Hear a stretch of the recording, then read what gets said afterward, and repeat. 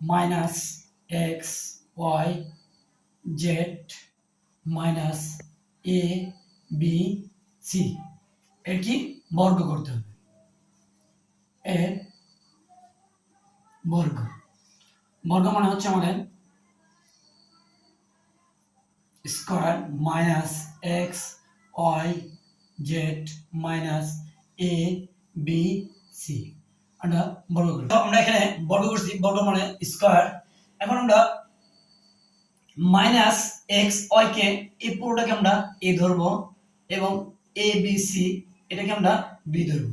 তাহলে আমাদের সূত্র হচ্ছে এ মাইনাস বি হোল স্কয়ারের সূত্র। তো আমাদের এ মাইনাস বি হোল স্কয়ারের সূত্র হচ্ছে A square minus 2ab plus B square. তো আমাদের এ স্কয়ার মানে X Y Z minus X Y Z তারপরে স্কয়ার, সূত্রের মাইনাস 2ab, সূত্রের 2a হচ্ছে আমাদের কোনটা মাইনাস এক্স ওয়াই জেড, আমরা ব্র্যাকেট দেব মাইনাস এক্স ওয়াই জেড। এবার আমাদের বি হচ্ছে A B C, A B C সূত্রের প্লাস। এবার আমার বি স্কয়ার, বি স্কয়ার মানে কি এ B C, A B C square. এবার দেখো আমাদের এখানে স্কয়ার মানে আমাদের এখানে মাইনাসের উপর স্কয়ার মানে মাইনাস গুণন মাইনাস, অর্থাৎ মাইনাস গুণন মাইনাস। আমরা যদি করি তাহলে মাইনাস মাইনাস গুণ করলে হয় আমাদের প্লাস, অর্থাৎ মাইনাসের উপর যদি স্কয়ার থাকে তাহলে সেটা প্লাস হয়ে যায়। আর এখানে x এর x y এর z এর উপর স্কয়ার মানে x স্কয়ার y স্কয়ার এবং z স্কয়ার। এবার এখানে দেখো এখানে মাইনাস আছে, এই ব্র্যাকেটের ভিতর কি আছে মাইনাস আছে।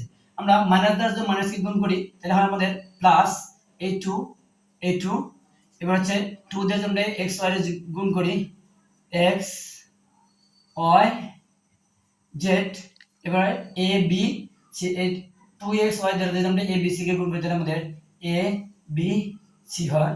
এবার a plus a b c এর স্কয়ার মানে a square b square c square. এবার আমরা অঙ্কটাকে সাজিয়ে নেব। প্রথমে আমরা a square b square c square করে লিখব, তারপর আমাদের প্লাস এটা 2 a b c x y z, এরপর হচ্ছে plus x square y square z square. তো এটা হচ্ছে আমাদের সমাধান।